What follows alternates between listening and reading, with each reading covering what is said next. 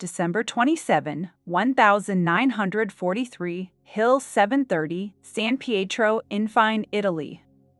A soldier of the German 15th Panzer Grenadier Division, stationed in a fortified position on a ridge overlooking the Italian village of San Pietro, made his final diary entry. 3 days later, advancing American troops would discover his body, alongside the words he had inscribed, capturing his last observations. In his note, he reflected on the unprecedented ferocity of the American infantry. Unlike British or Soviet soldiers, he noted, the Americans brought relentless fire into every building, every street corner, and every narrow alley, relying on a volume of automatic fire that German doctrine could not fully anticipate. From the narrow loophole of his bunker, the German soldier had survived his third encounter with American assault squads wielding weapons that defied conventional tactical wisdom. Among them, the Thompson submachine gun stood out. Its distinctive drum magazine, high rate of fire, and close-quarters lethality were transforming the dynamics of urban and village combat territory, where the German army had believed entrenched defensive positions could hold indefinitely. German infantry training emphasized careful marksmanship, strict fire discipline, and the judicious use of ammunition. In contrast, American soldiers advanced under walls of suppressive fire, seemingly spraying bullets like water from a hose, and in doing so rendered traditional strongpoints nearly useless. The 1st Battalion of the 143rd Infantry Regiment, part of the 36th Infantry Division, captured San Pietro after 6 days of grueling house-to-house engagements. Out of the 280 men defending the village from the 15th Panzer Grenadier Division, only 46 survived to be taken prisoner. The remainder had fallen to the combination of American infantry tactics and the Thompson submachine gun, a lethal pairing that would upend German assumptions about how infantry combat should unfold.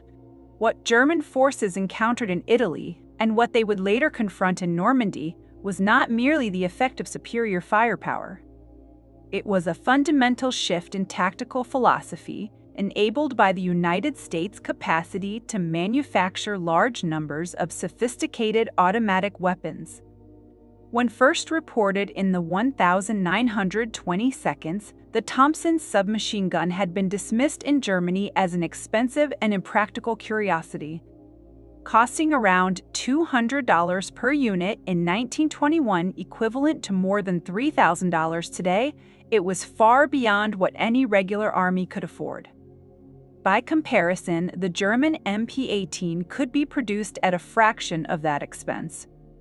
German military analysts had classified the Thompson as suitable only for police forces or criminal use, citing its high cost, rapid ammunition expenditure, and complicated construction. They concluded that no conventional army could reasonably issue it to standard infantry troops. This judgment, however, would prove disastrously inaccurate. By the early 1940 seconds, American industry had achieved remarkable success in mass-producing the Thompson. Companies such as Auto Ordnance and Savage Arms had refined John T. Thompson's intricate design into a weapon that could be manufactured efficiently on a large scale. By 1942 alone, approximately 500,000 units had been produced, with later Mohn and Mohn-Aoun models eventually bringing the total to over 1.38 million by the end of the war. While German doctrine allowed for only 1 or 2 submachine guns per squad, American forces distributed them widely, often equipping entire companies with multiple automatic weapons. The German infantry school had maintained in 1940 that submachine guns were specialized tools intended for assault engineers or paratroopers, insisting that ordinary riflemen required disciplined, accurate fire. This mindset, shaped by Germany's resource limitations, left German infantry both tactically and psychologically unprepared for the torrents of automatic fire they would face. The first significant clashes between German troops and American units armed with Thompsons occurred during Operation Torch in November 1942, signaling the beginning of a new era in infantry warfare, one defined not just by weaponry, but by a radical shift in how small units could dominate confined spaces with coordinated, high-volume fire.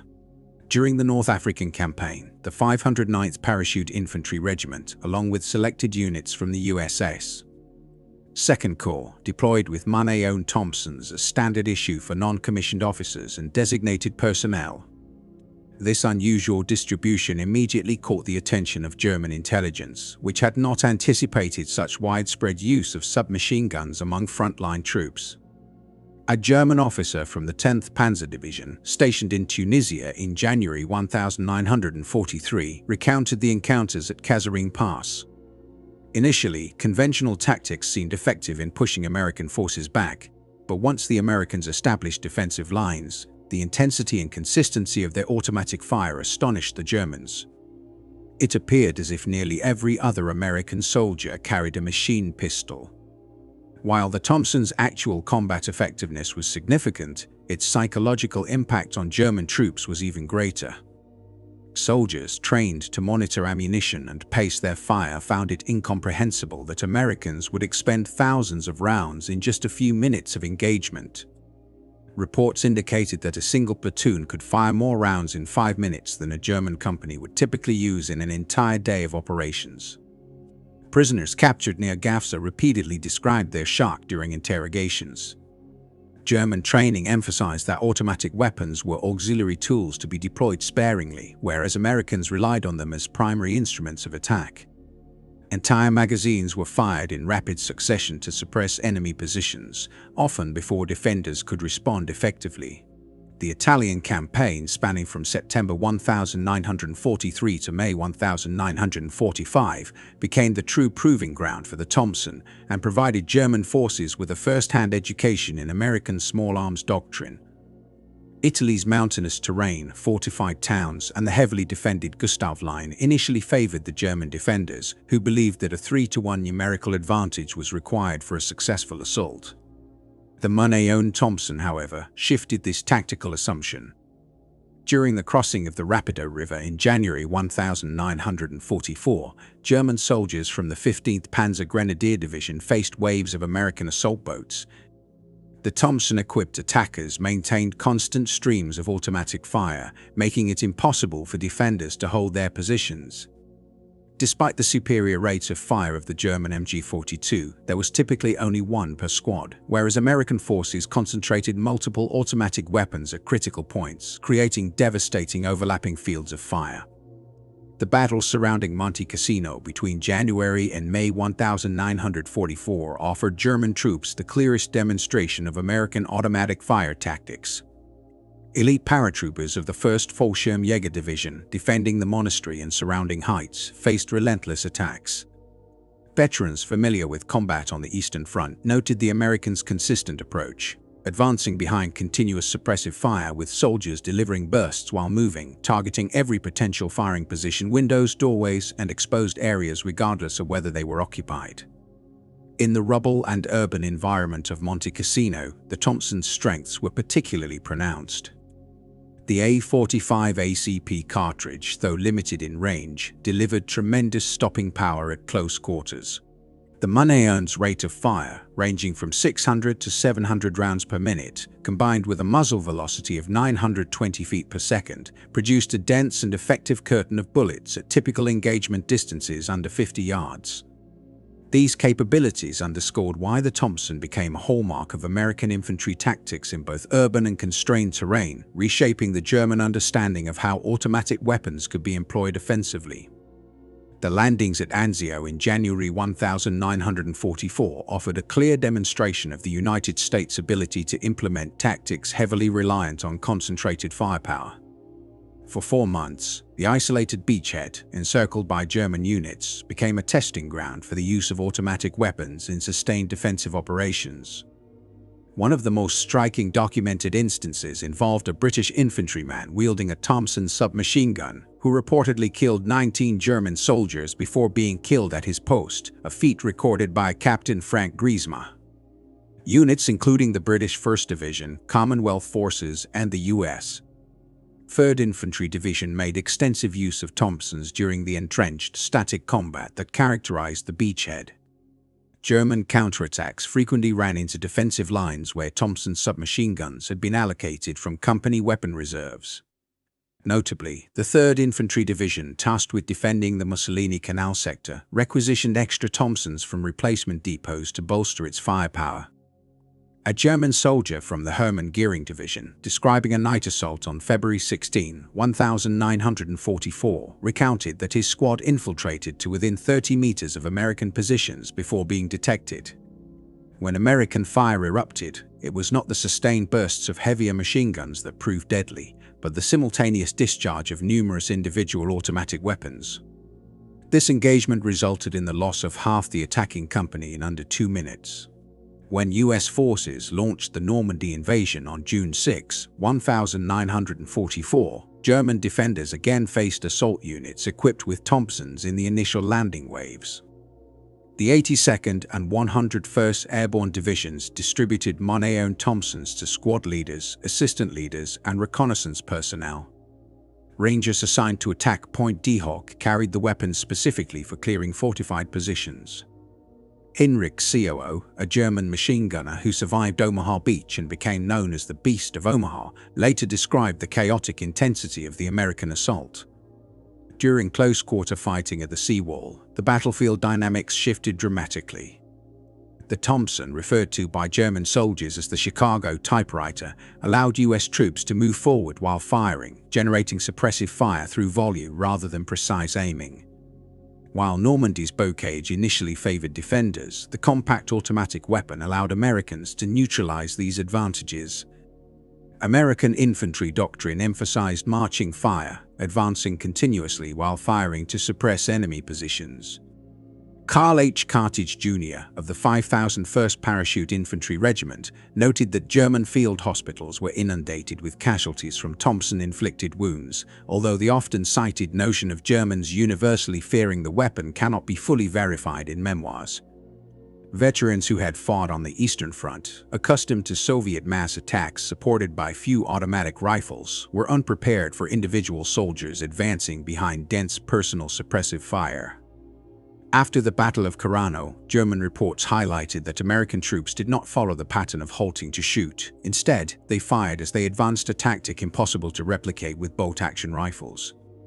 The Thompson's technical specifications help explain its transformative impact on infantry combat.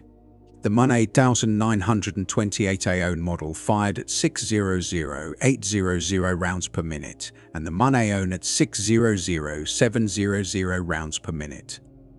Magazines range from 20 to 30 rounds in standard boxes, with drum magazines of 50 or 100 rounds seldom employed in combat.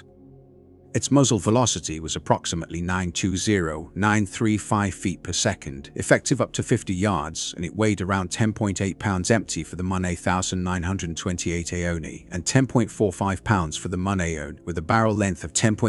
In contrast, the German Karabiner 98K, a bolt-action rifle fired at roughly 15 rounds per minute, held only 5 rounds in its magazine and had an effective range of 500 meters with iron sights. Weighing 8.8 pounds, it was on paper superior in both range and precision. However, in the close range, confined battles of Italy and Normandy, where roughly 90% of engagements occurred within 100 meters, these advantages were largely irrelevant. The Thompson decisively dominated these encounters. Analysis of captured Thompsons by German forces revealed highly sophisticated construction, featuring over 100 precision-machined components, a level of engineering that would have been impossible to mass-produce under German wartime industrial constraints. The weapon's complexity and reliability underscored why it had such a profound effect on mid-20th century infantry tactics, reshaping how soldiers advanced, fired, and survived in close-quarters engagements. Even in its simplified MUN form, the Thompson submachine gun remained a product of intricate industrial processes that only the scale and capability of American manufacturing could reliably support. German officers during World War II were particularly baffled by the United States' capacity to maintain consistent logistical support for Thompson operations. The weapon's appetite for ammunition was so high that it would have rapidly overwhelmed German supply networks. By contrast, a typical German infantry regiment in 1944 received roughly 50,000 rounds of small arms ammunition per week. In heavy combat, American squads armed with Thompsons could expend that quantity within a single day. Over the course of the war, the US produced approximately 47 billion rounds of small arms ammunition, with a significant portion being that 45 ACP rounds intended for use in Thompsons and MUN 8911 pistols. German logistics officers quickly realized the economic disparity. Each burst of the Thompson consumed ammunition equivalent in value to more than a German soldier's daily wage. Yet, American troops fired continuously, showing little concern for the cost. German soldiers, by contrast, meticulously rationed every cartridge. This vast difference in resources forced each side to adopt drastically different tactical approaches. Beyond its mechanical efficiency, the Thompson also carried a potent psychological effect.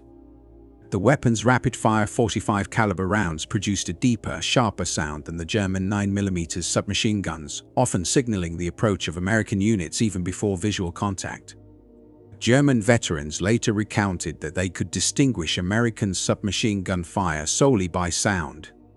The Thompson's physical design contributed to this psychological impact. Its drum magazine, occasionally deployed in combat, gave the gun an unmistakable gangster-like look, previously mocked in German propaganda yet respected on the battlefield. Its substantial weight and robust construction also contrasted sharply with the lighter, stamped metal MP40, conveying a clear impression of American industrial superiority even at a glance. The introduction of the Thompson influenced small unit tactics in the US Army, though not in the way many popular accounts suggest.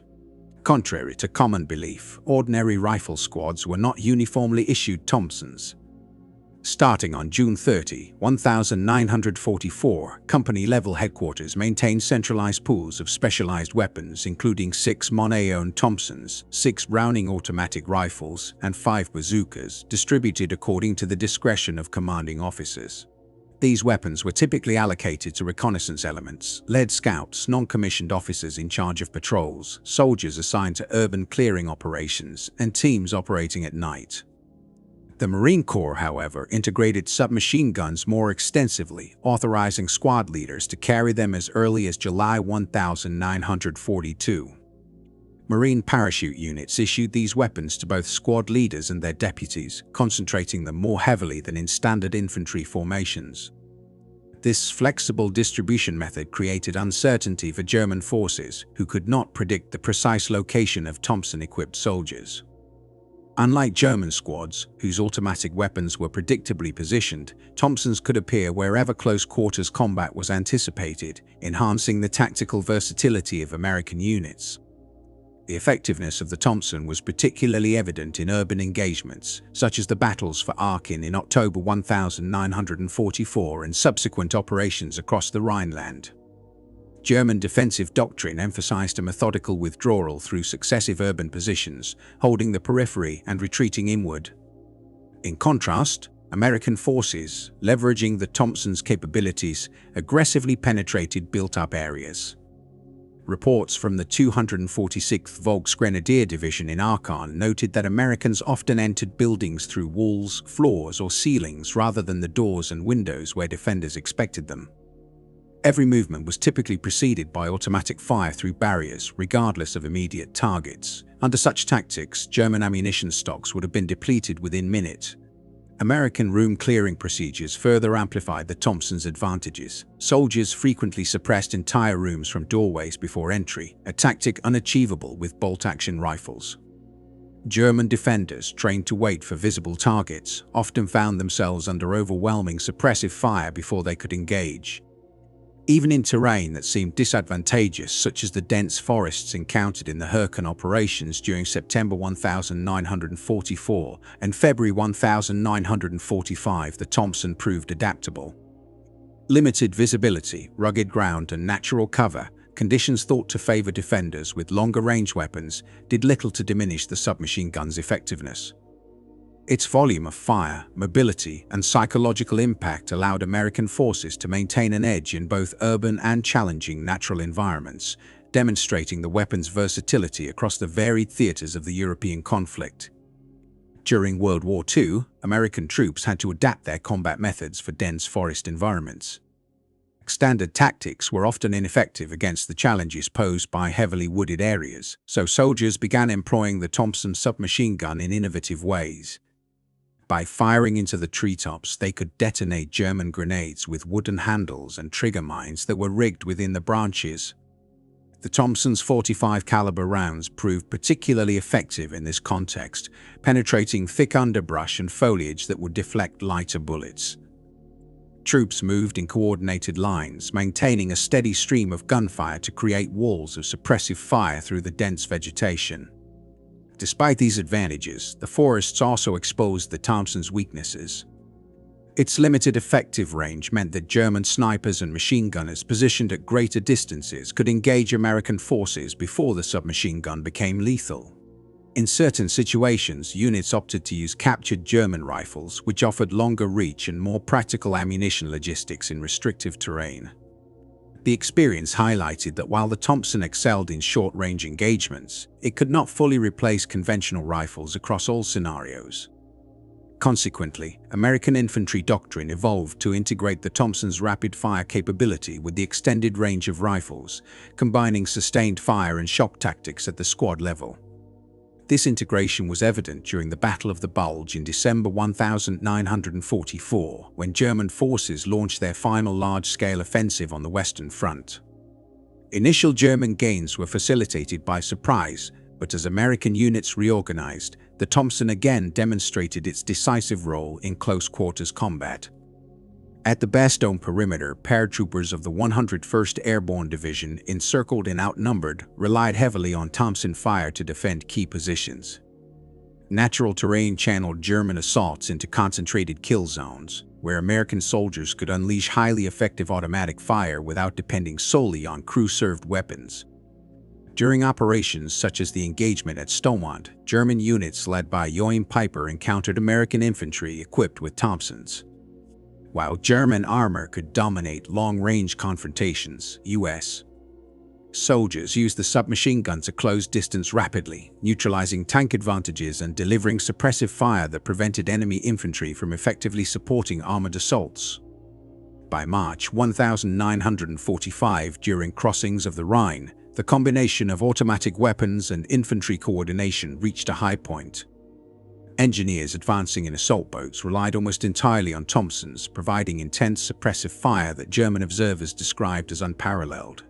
At locations like Remagen, where U.S. forces captured the Ludendorff Bridge intact, Thompson-armed engineers and infantry assaulted across under fire, their automatic weapons consistently neutralizing German defensive positions on the far bank. Attempts by the Germans to demolish the bridge were repeatedly thwarted by the sheer volume of return fire from individual soldiers. Reports from German commanders to higher echelons emphasized the overwhelming intensity of American suppressive fire, noting that U.S. troops appeared to operate as if every soldier carried an automatic weapon. In contrast, defenders armed with 5-round bolt-action rifles were unable to contend with this sustained firepower. The effectiveness of the Thompson was not limited to Europe. Observers from the German military who monitored American operations in the Pacific Theater noted similar patterns. During engagements in 1944, German attachés stationed in Japan documented that U.S. Marines consistently advanced under continuous fire, demonstrating the tactical impact of the Thompson across multiple theaters. These reports reinforced the perception that the submachine gun fundamentally altered the dynamics of infantry combat, combining mobility, suppressive fire, and shock effect in ways traditional rifles could not match. Japanese defensive positions, engineered to endure artillery strikes, proved highly vulnerable when confronted with the sheer density of American small arms fire. Individual Marine squads were typically outfitted with automatic weaponry surpassing the firepower of an entire Japanese platoon. Reports reaching Berlin toward the end of 1944 corroborated what veterans of the Western Front had long observed: the combination of American automatic weapons doctrine and the scale of USI. Industrial production had fundamentally altered infantry warfare. Production figures from the period illustrate the scale of this industrial effort. The Thompson submachine gun saw total wartime output of roughly 1.7 million units. The Mohn and Mohn Aeon models accounted for approximately 1,387,134 units, with peak manufacturing occurring in 1942, when nearly 500,000 units were produced. The primary manufacturers were Auto Ordnance, Bridgeport, and Savage Arms, although Savage ceased production in 1944 as the M3 grease gun entered mass production. A remarkable reduction in unit cost accompanied these changes. The original 1921 model sold for $200, while the 1939 Mohn variant dropped to $29 per unit. Early 1942 prices were around $36.47 for Savage manufactured units and $42.94 for Auto Ordnance. By spring 1942, costs stabilized near $70, and by February 1944, the Mohn Aeon, complete with accessories, could be produced for $45. This roughly 77.5% reduction was achieved through multiple design and production innovations: the elimination of the intricate blish lock, removal of the compensator cuts and cooling fins, switching the foregrip from vertical to horizontal. By comparison, German submachine gun production was far lower.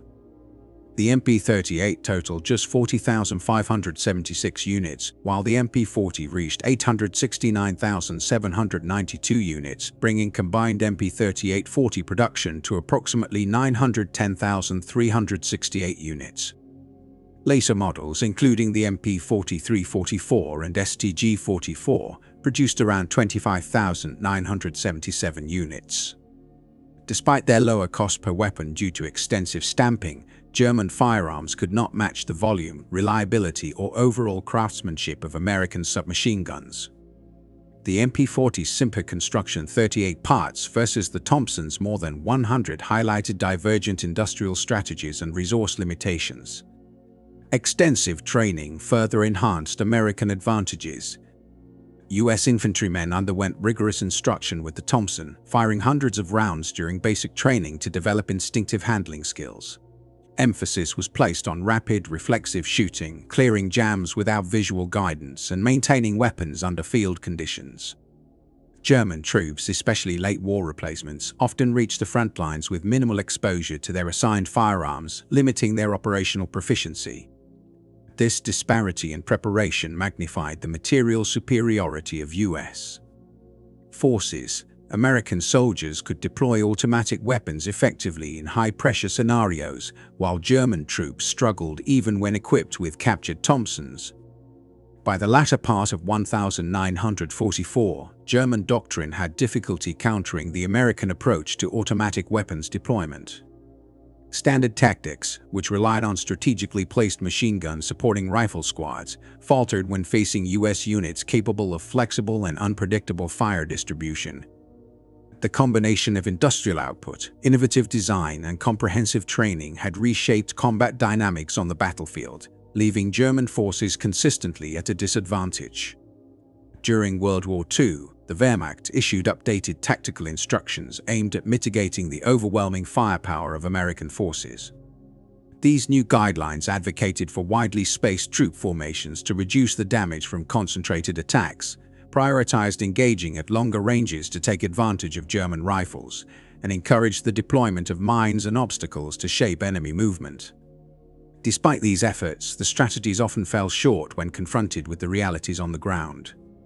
Many German units were increasingly composed of inexperienced young conscripts and older reservists, often armed with a mix of outdated or improvised weapons and limited ammunition.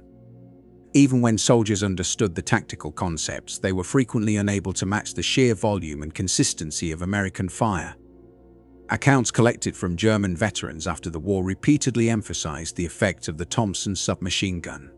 While exact attributions to individual soldiers are difficult to verify, multiple sources consistently describe similar experiences. Initial encounters with Thompson fire were frequently characterized as overwhelming walls of lead, relentless sheets of bullets, or a thunderous, unceasing roar. Veterans stressed that the psychological strain often surpassed the physical damage inflicted.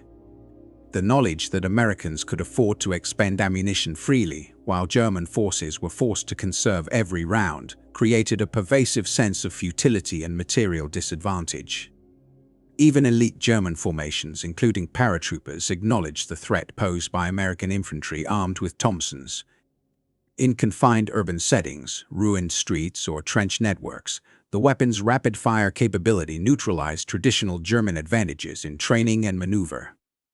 Observers noted that American soldiers often advanced with continuous fire in a manner reminiscent of World War I tactics, a method that appeared unsophisticated but proved highly effective due to an almost limitless supply of ammunition. For many German veterans, the sound of the Thompson became an indelible memory. Decades later, during reunions, they could distinguish its tone instantly, often describing it as deeper and more menacing than the high-pitched staccato of the MG42 or the crisp discharge of standard rifles. The Thompson's influence was inseparable from the broader context of industrial imbalance between the United States and Germany.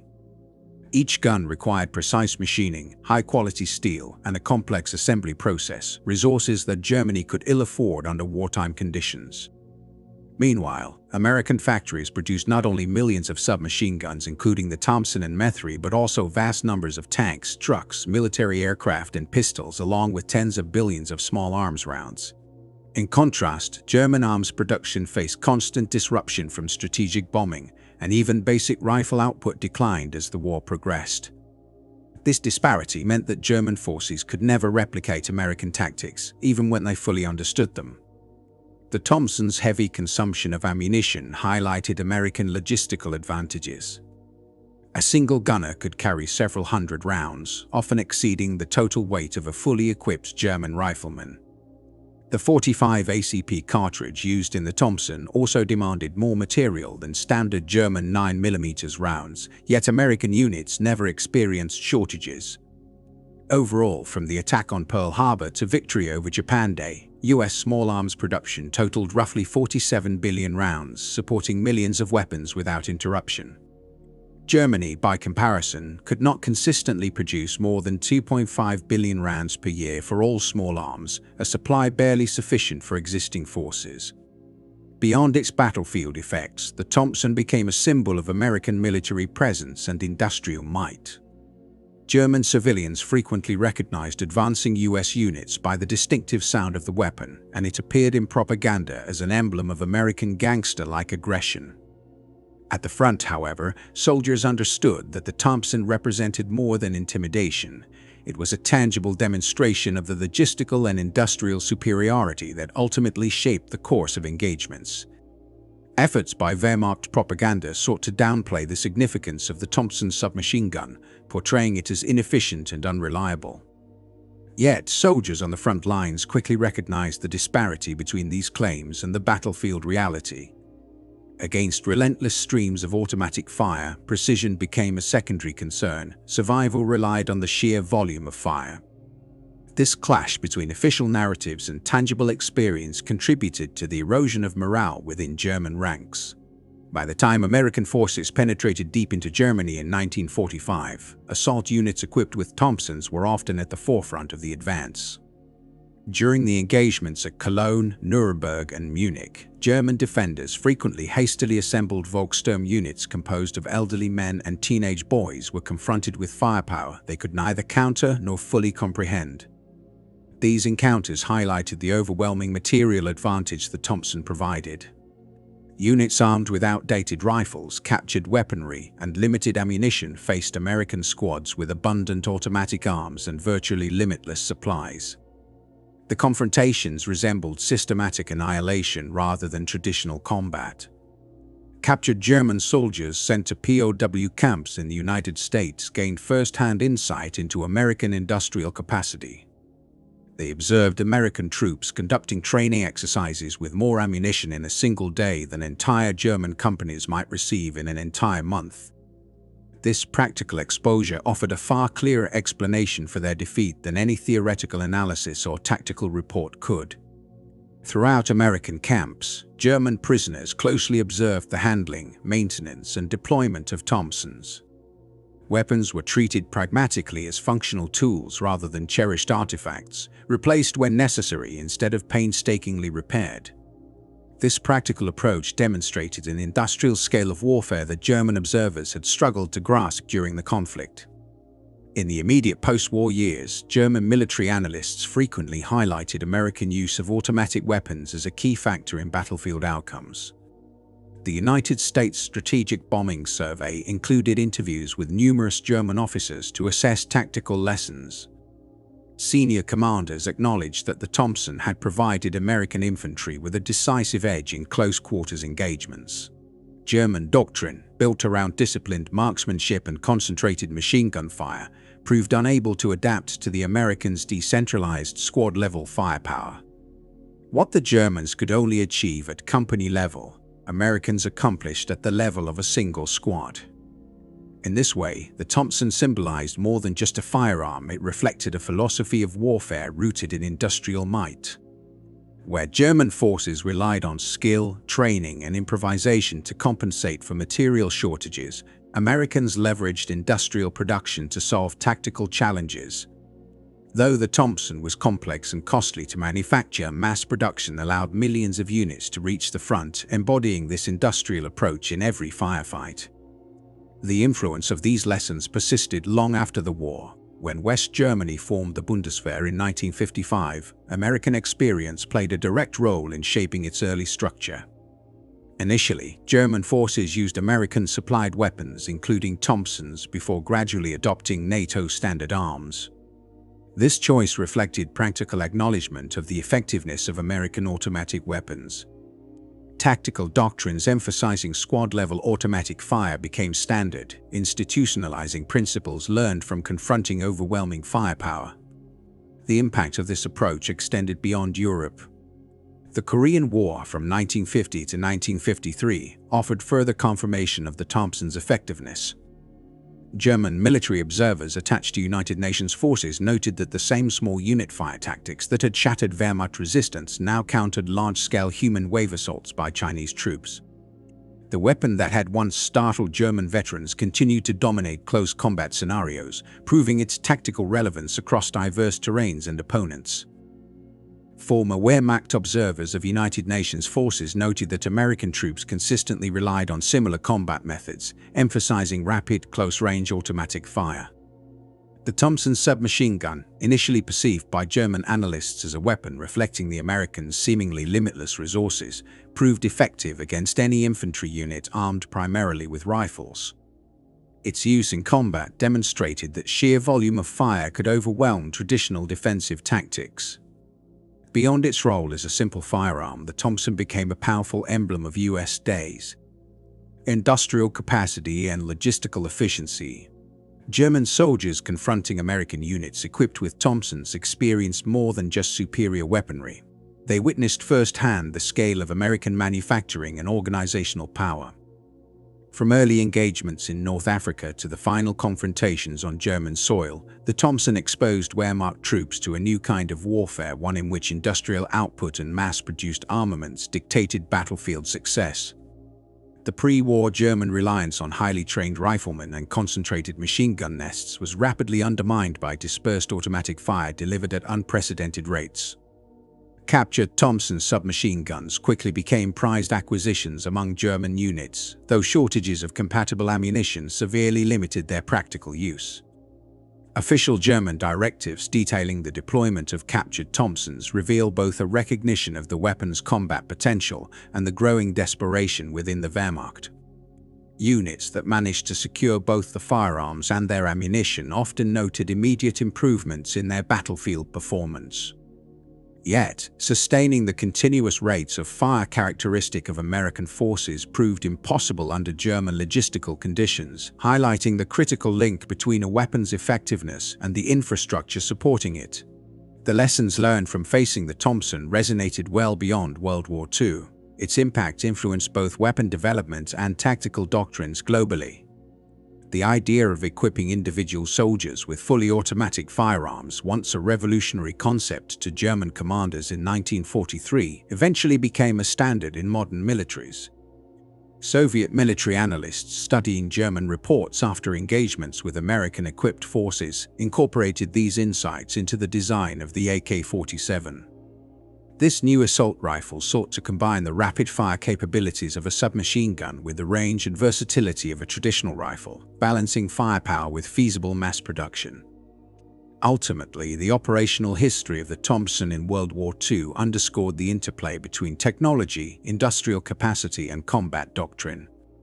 Its presence on the battlefield offered a practical demonstration that modern warfare increasingly depended not just on soldier skill, but on the ability to produce and sustain superior firepower on a massive scale. By the end of the Second World War, American factories had produced roughly 1.7 million Thompson submachine guns, including the money and money-owned variants. Of this total, approximately 1 million units were simplified wartime models, while 387,134 belonged to earlier, more complex configurations.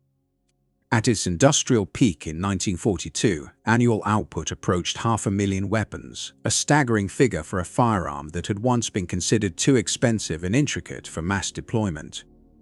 Cost efficiency evolved just as dramatically as production volume. Early Thompsons carried a price tag of nearly $200 per unit, but wartime manufacturing reforms slashed that figure to about $45, representing a 77.5% reduction. This transformation reflected a broader American shift toward industrial standardization, speed, and scale priorities that would come to define Allied warfare. Distribution policies further illustrate how deeply the Thompson was embedded into U.S. military doctrine. Beginning in June 1944, the U.S. Army allocated 6 Thompsons to every rifle company drawn from centralized weapons pools. The Marine Corps authorized Thompson use as early as July 1942, issuing them to squad leaders to enhance close-range firepower. Elite formations including airborne units, Rangers, and commando forces received even higher allocations, recognizing the weapon's effectiveness in assault operations, urban fighting, and rapid advances. When placed beside German production figures, the contrast becomes striking. Germany manufactured approximately 910,368 NP-38 and MP-40 submachine guns over the course of the war. Even when counting all German SMG types, total production reached only about 1.4 million units. The United States, by comparison, produced around 2.3 million submachine guns overall, including roughly 600,000 M3 grease guns, further underscoring the disparity in industrial output. Yet statistics alone failed to capture the Thompson's deepest impact. Its true significance emerged at the human level on the battlefield in the minds of the soldiers who faced it. German troops were raised within a military culture that prized discipline, precision, and marksmanship. These values had long been presented as decisive advantages. But against American units armed with abundant automatic weapons, such virtues often proved insufficient. By the later years of the war, many German soldiers were teenage conscripts, rushed from training grounds to collapsing fronts. What they encountered was not merely an enemy, but a scale of firepower they struggled to comprehend. Letters sent home when they avoided naming individuals or locations that could not be verified repeatedly expressed confusion and fear. The language was metaphorical, almost desperate. Americans advancing behind curtains of fire, bullets forming walls of metal, magazines emptied and replaced without pause.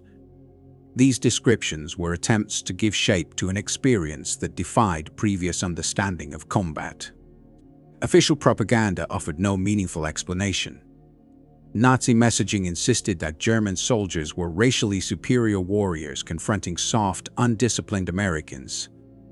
The Thompson submachine gun shattered that narrative. Its relentless bursts rendered ideology irrelevant.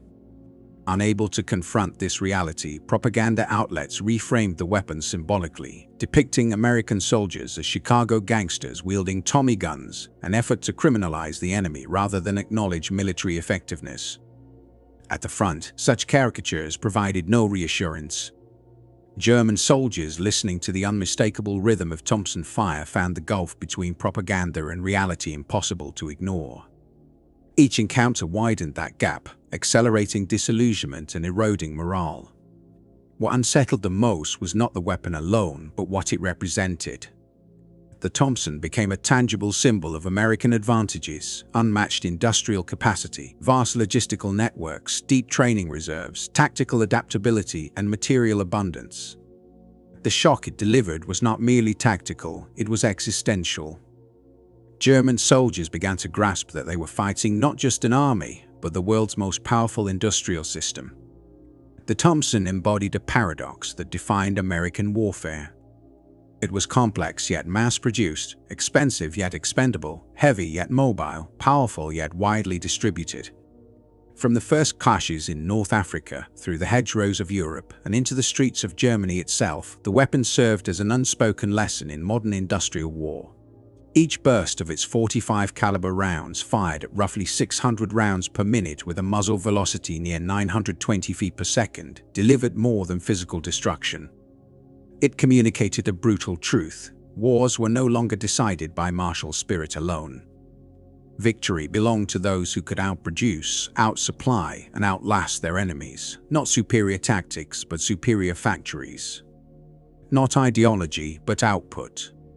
The Thompson did more than injure or kill, it dismantled beliefs. Long after the war, German veterans would recall its distinctive sound, the mechanical roar that marked the moment they understood that courage and skill were powerless against overwhelming material superiority. They had confronted what President Roosevelt called the arsenal of democracy, condensed into a 10 8-pound package of steel and wood, carried by millions of American soldiers who could afford to expend ammunition without hesitation. In the final analysis, the lesson was unmistakable. Germany had entered an industrial war armed with rifles and doctrine rooted in an earlier age. The Thompson submachine gun was America's response, delivered in numbers that defied comprehension and with an impact that would echo through military history. It remains a lasting reminder of what happens when industrial might finally reaches the front line.